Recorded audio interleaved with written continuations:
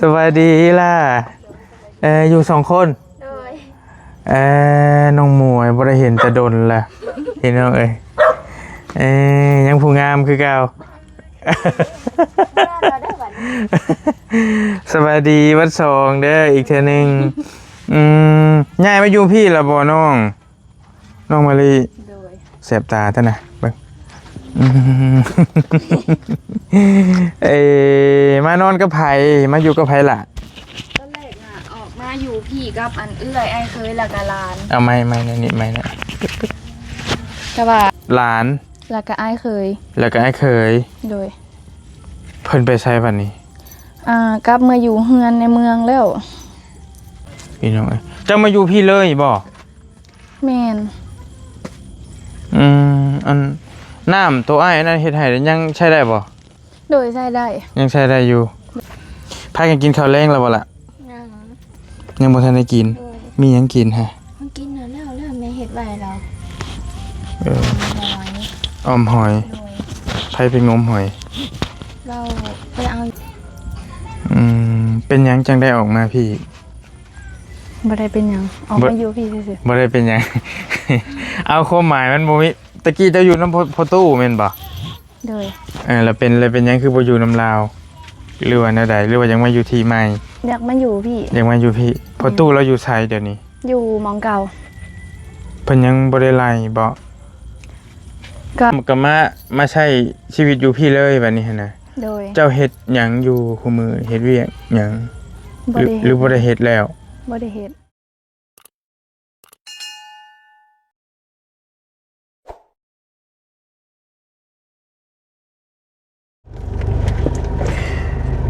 เบาลี่กำลังเดินทางเข้ามาหมู่บ้านสายบุญพี่น้องเนาะป้าหลงทางบ่เป็นง่ายบ่ได้มาดน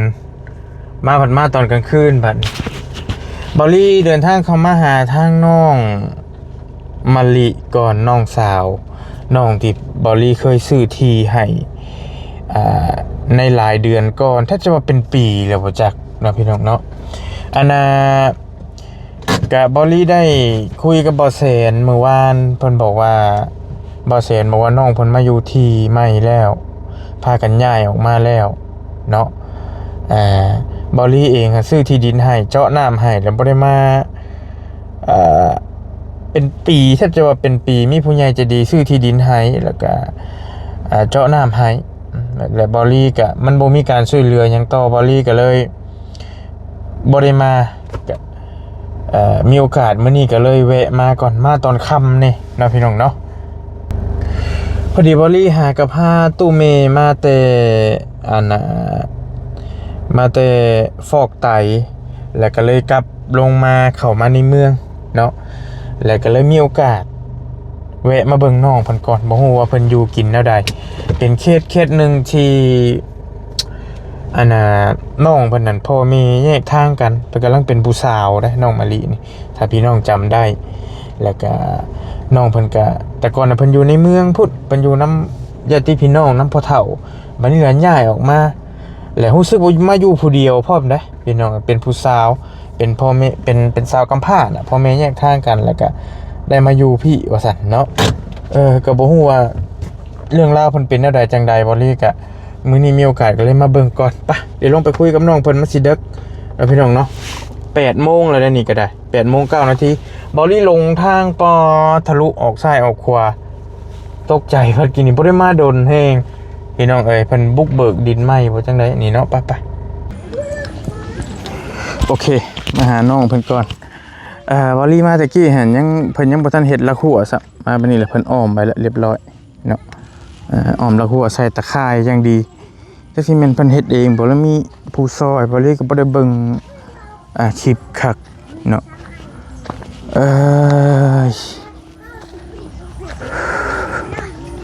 โอ้ยังตกใจว่าผมอยู่ลงทาง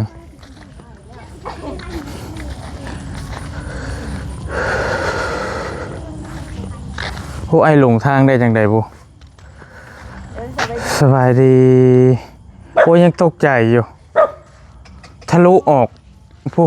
สิไปทางบ้านส่งสบายดีล่ะอยู่2 คน น้องหมวยบ่ได้เห็นแต่ดนล่ะพี่น้องเอ้ยยังผู้งามคือเก่า สวัสดีวัดสองเด้ออีกเทื่อนึงย้ายมาอยู่พี่ละบ่น้องมะลิ โดย เสียบตาท่านนะเบิ่งมานอนกับไผมาอยู่กับไผล่ะ ตอนแรกน่ะออกมาอยู่พี่กับอันเอื้อยไอ้เคยและกะหลาน เอาไม่นี่ไม่นะ แต่ว่าเอื้อยอันเมื่อเบิดและกะไปอยู่กับหมู่ไม้เพราะบ่กล้าอยู่พี่คนเดียวมันมืด ตะกี้น่ะมาอยู่กับเอ้ย โดย กับหลาน และกะไอ้เคย แล้วก็ไอ้เคย โดย เพิ่นไปใช้บัดนี้ กลับมาอยู่เฮือนในเมืองแล้ว อืมโอเค เจ้ามานั่งพี่น้องมวยเจ้ามานั่งพี่เจ้าเอาโต๊ะตัวนั้นมานั่งก็ได้แล้วอาชีนั่งพี่เบิ่งก่อนเด้อยืนคุยมันบ่ได้วันหนึงก็ได้อันนี้โตบ่แซนเฮ็ดให้เห็นบ่นี่แหละ โดย อยู่ชั่วคราวก่อนพี่น้องเอ้ยเจ้ามาอยู่พี่เลยบ่ แมน อันน้ำตัวอ้ายอันนั้นเฮ็ดให้แล้วยังใช้ได้บ่ โดยใช้ได้ ยังใช้ได้อยู่ โดย มันคือฮักคือหยังแท้มันเป็นได้ได โอเคอ้อมตะนางเบิดแล้วพี่น้องอ้อมตะนางเบิดข้างในแหละมันก็โอเคเพิ่นกันเด้อเดี๋ยว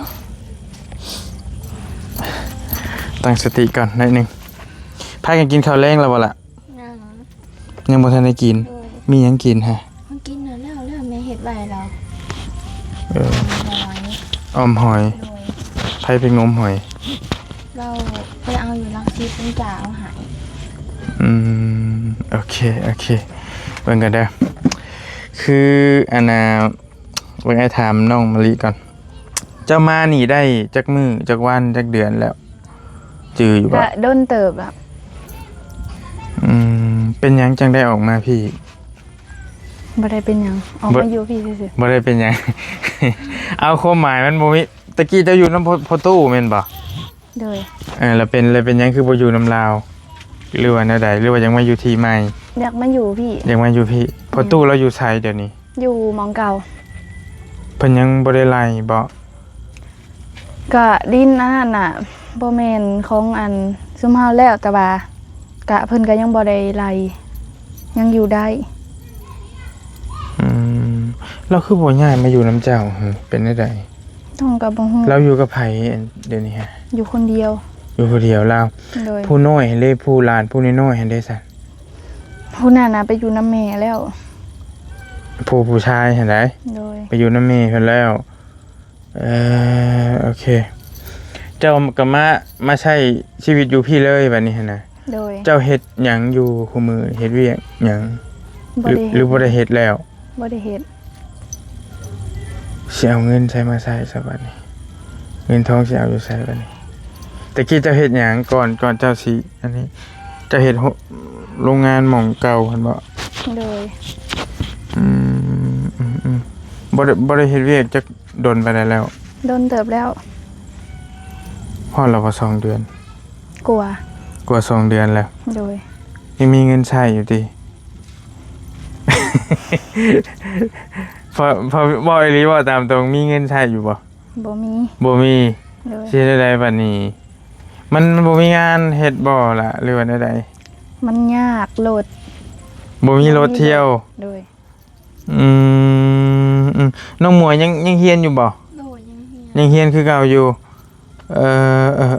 บ่ได้มาดนแล้วได้บ่ลีก็ทั้งเป็นปีๆแล้วโอเคมื้อก็เด้อ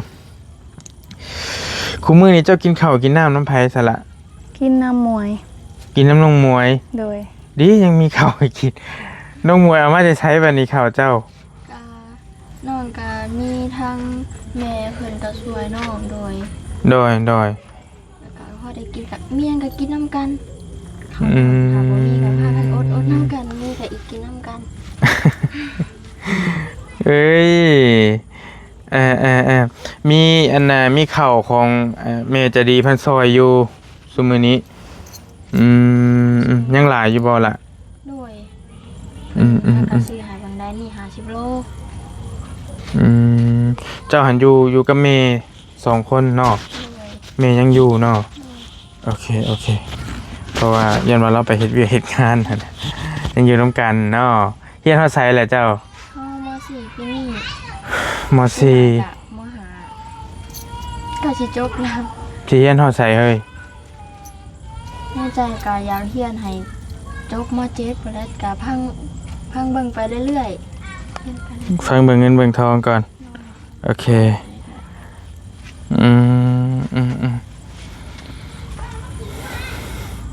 เปิดจากแนวชีวา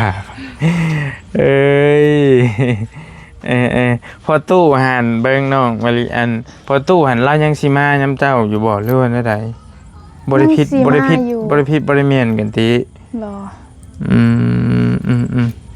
เพราะว่าบ่ได้มาถามข่าวแต่ดนแล้วได้มะลิก็ได้เอาง่ายๆคุมื้อนี้เจ้าอยู่ผู้เดียวแค่มันบ่กล้าอยู่แล้วไปอยู่น้ำหมวย โดย เพราะว่าเป็นสาวผู้หญิงเด้พี่น้องอยู่ผู้เดียวแล้วก็ไปนอนอยู่พุ่นเลยบ่ แม่น จักมือแล้วนอนอยู่พุ่น ก็โดนเติบแล้ว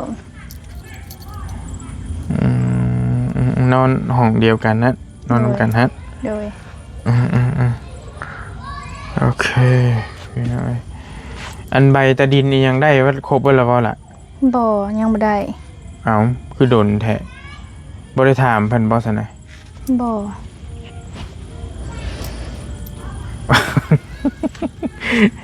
ว้าวบ่แม่นบ่เฒ่าไปเอาแล้วไปจัก บ่ยัง บ่ทันได้บ่ โดย เอ้ามันสิคือว่าโดนแฮงปานนั้นบ่พี่น้อยจักมือนายซื้อให้เจ้าได้ลืมอีหลีจะซื้อบ่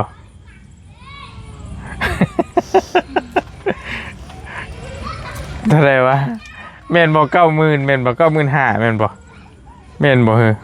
บ่ฮอดคือว่า40,000 40,000บ่ โดย ประมาณนั้นแหละ บ่อยากจื้อปานใดนี่เลยแล้วเจ้าก็สิอ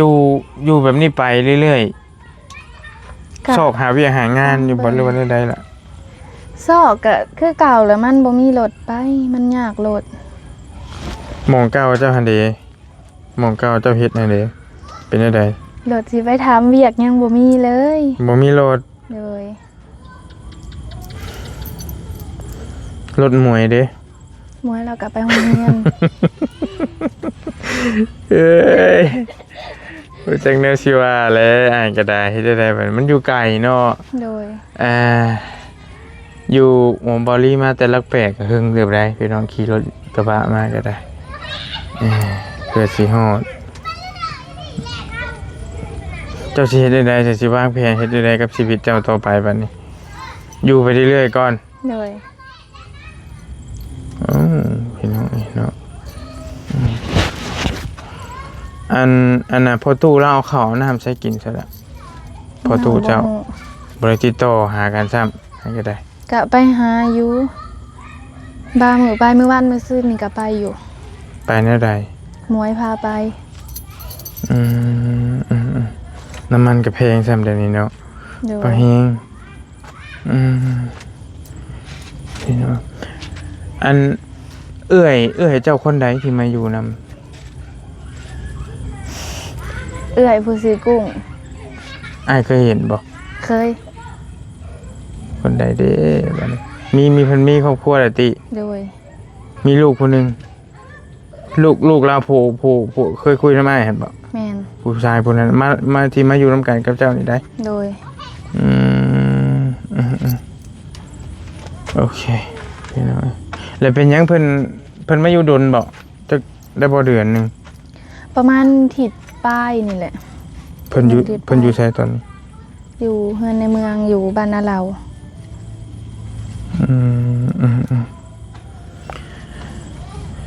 มานอนอยู่นำกันนี่ไฟมีไฟบ่ไฟนั่นเลยอันนี้ มีไฟอันโซลาร์เซลล์ดอก ไฟ ไม้ โซลาร์เซลล์ตอนจะนอนน่ะก็มันบ่มีไฟฟ้าเลยเนาะ โดย มันก็ฮ้อนปะโทห้องใดจะนอนเนาะ ห้องนั่น เอ้ยของก็เห็นอยู่ได้เบิ่งคลิปเบาแสนอยู่แต่ว่าบ่มีเวลาลงมาเยี่ยมบ่ลีก็ได้ โดย เอ่บ่จักแนวสิว่าแล้วบัดนี้พี่น้อยก็อยู่นํกันคันมวยไปโรงเรียนได้ซะเจ้าอยู่ไส ก็อยู่นั่นอยู่เฮือนกับแม่เรา เออจักปีแล้วปีนี้ บ่ฮู้ มวยจักปี 16 ปี 16 ปี โดย ก็สิไล่เลี่ยกันติ คือว่าซ้ำกัน โดย เออ ห่างแต่เดือนซื่อ เพิ่นเป็นหมู่กันพี่น้องเอ้ยเป็นหมู่กันจักปีแล้วเป็นหมู่กันมา ก็ตอนอยู่ในดงก็บ่ได้ลืมบ่ได้เนาะเฮาก็หากะสิมาวังมะลิมาดินนี่แหละกะลืมกันเลยแหละกะสนิทกันแล้วก็เป็นหมู่กันเลย อืมกินข้าวกินน้ำอาบน้ำอาบในอยู่เพื่อนหมวยพุ่นเบิดเลย ๆโดย บ่ได้แม่นพี่น้องกันติล่ะซุมเจ้า บ่ เป็นหมู่กันแล้วก็หากันมาฮู้จักกันวังหนึงนี้ โดย วังมาดินไม้นี้ โดย แต่ว่าน้องเพิ่นก็ให้อยู่นำเด้น้องมวยก็ได้ อยู่นํกัน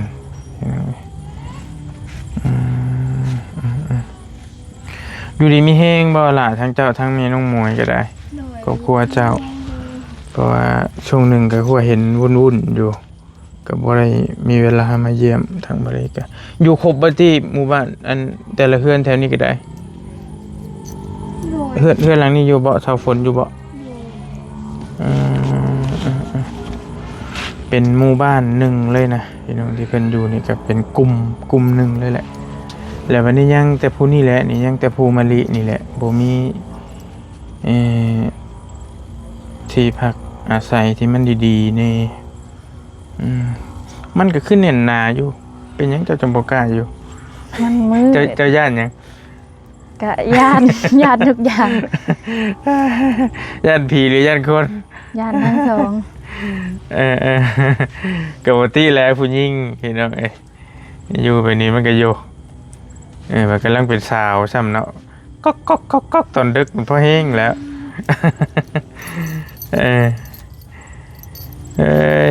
มาอยู่บัดมันบ่มีเวียกมีงานเฮ็ดปานสิเฮ็ดได้อันนี้เนาะแม่จะเฮ็ดหยังล่ะแม่น้องมวย ช่วงนี้เราก็ยังเอาว่าตะกี้เราก็ไปเฮ็ดอันนี้อยากตัดเนียบแบบเป็นลมเป็นวินแล้วเขาเลยบ่ให้เฮ็ด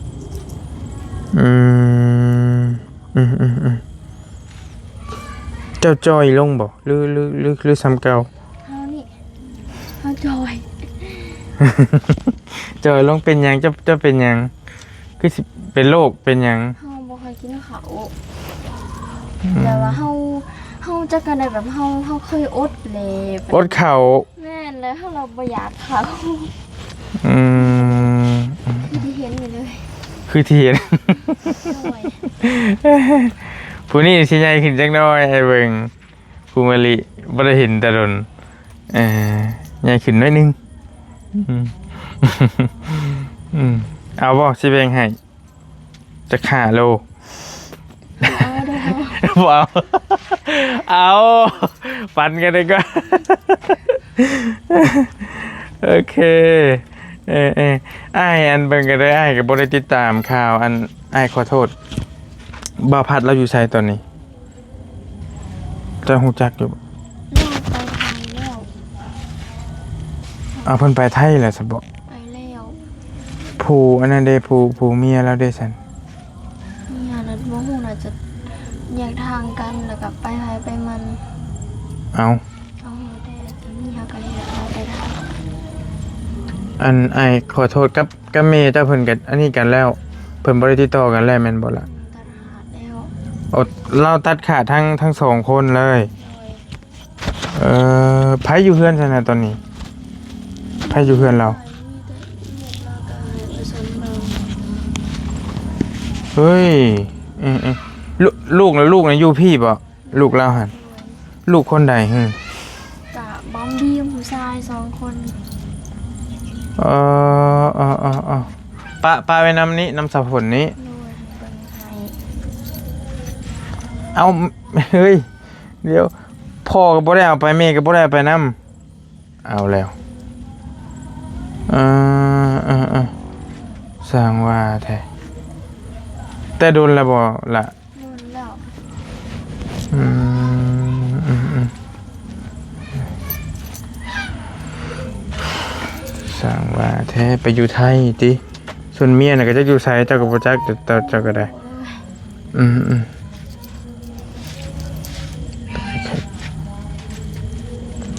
อันลักหัวเจ้าไผเฮ็ดให้ล่ะมะลิ ลักหัวน่ะมีอยู่แล้ว แม่นบ่ โดย ให้บ่จื้อตะไคร้แม่นบ่บ่มีแม่นบ่ โดย แม่นบ่ลักหัวคือบ่ได้มี มีตอนนั้น มีอยู่แล้วแม่นบ่ โดย โอเค อันตะไคร้นี่ไผอ้อมให้ พ่อเฒ่าอ้อมแล้วก็น้องแล้วก็นาบ่าว ซื้อเจ้าว่าไงเจ้าซื้อมาเอง บ่ ใครซื้อมาให้ ทางบ่าวแสนเพิ่นซื้อมาให้แล้วก็อ้อมเอง โอเคเพิ่นซื้อมาให้แล้วก็พากันอ้อมไปเลยเนาะทั่วไปเลยเนาะโอเคนี่หน่อยก็เป็นดินแปลงนึงแต่ว่าบอลลี่รู้สึกว่าลงก็ไปพุ่นกินนี่ลงก็ไปพุ่นแหละเพิ่น จักลงเข้าไปได้ไดหาได้ไดก็บ่เห็นแล้วไปทะลุออกอันทางไปวัดอันน่ะวัดป่ามหาวันพุ่นแล้วก็โค้งกลับมาให้คือเก่าโอ้ยงงอีหลีจักไปแบบใด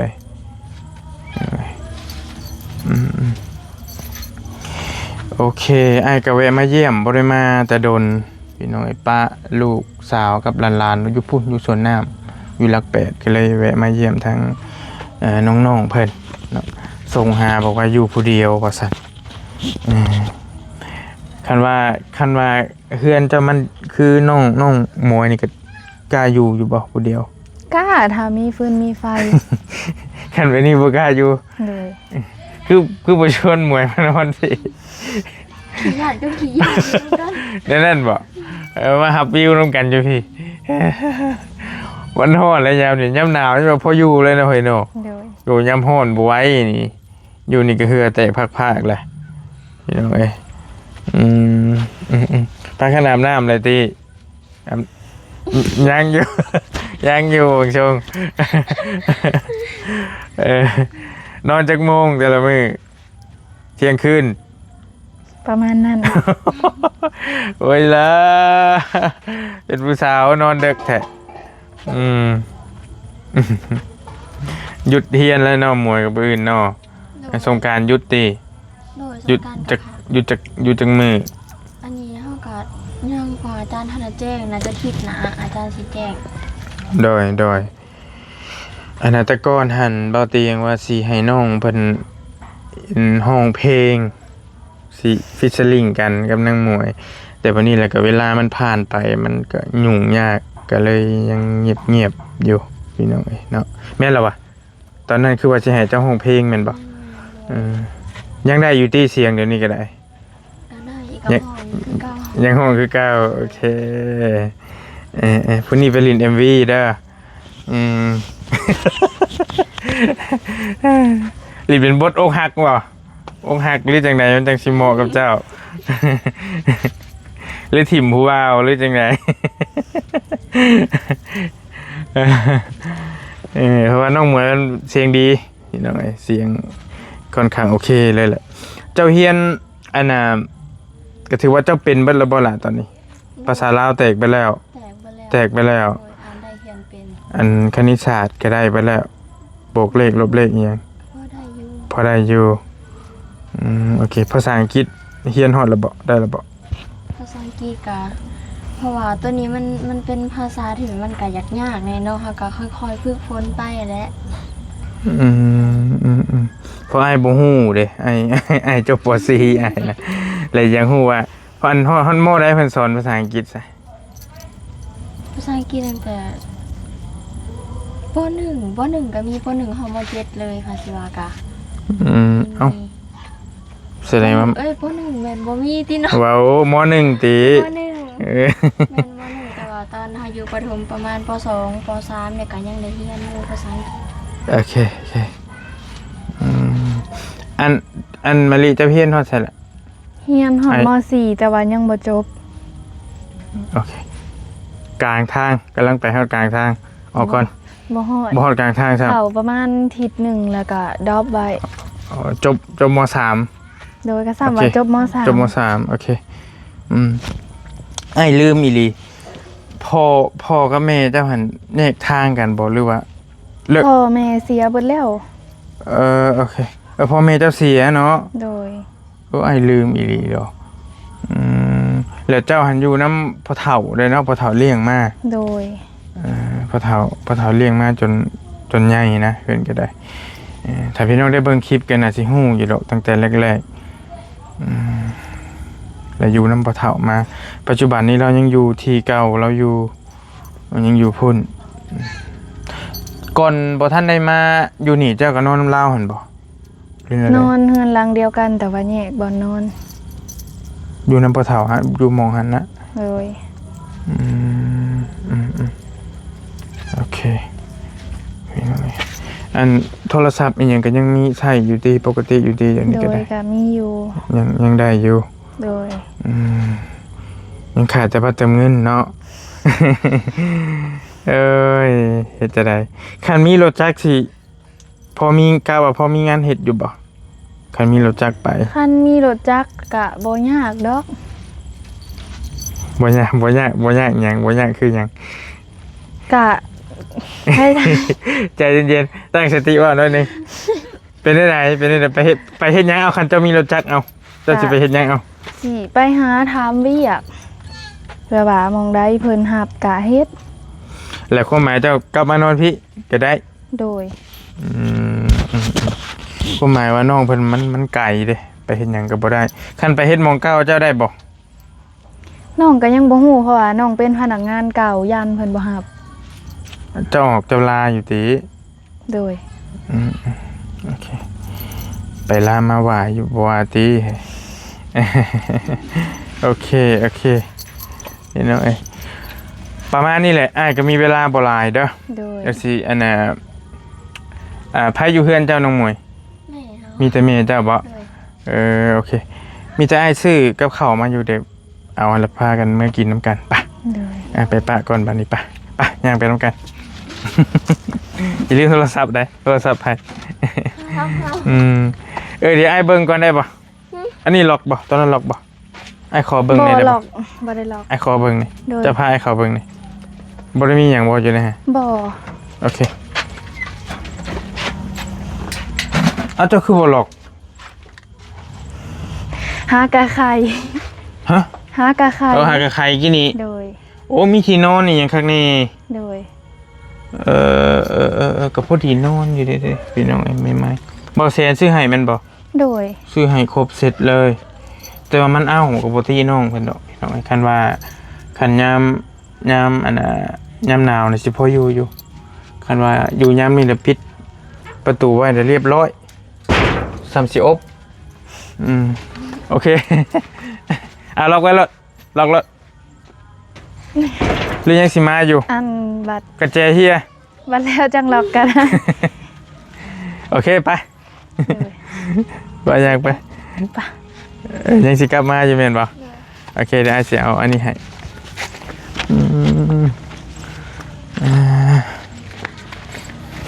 ทางนั้นละแม่นเฮือนน้องเพิ่นพี่น้องเฮียงกันน้องอันนั้นก็ยังอยู่บ่ล่ะ โดย โอเคบ่อยู่แต่เฮือนบ่พัดเนาะ โดยเปิดไฟไว้ โอเค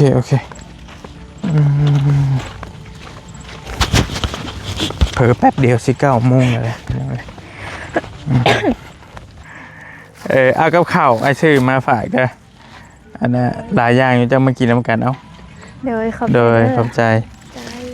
เลยอันนี้ไอ้ให้คนละใบเอา โดยขอบใจ เป็นเงินบาทเด้ออ่ะเจ้าไปโรงเรียนโอเคไปป้าเด้อ โดย โอเคสวัสดีล่ะ โดยสบายดี โอเคขอบใจหลายๆมาเอาไม้ไม่ให้ก่อน หัวเพียงหัวโอเคไปป้าก่อน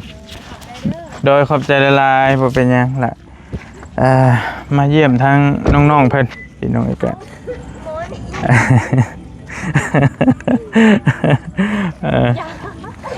บ่ได้มาแทบจะว่าเป็นปีนะบ่ลีก็ได้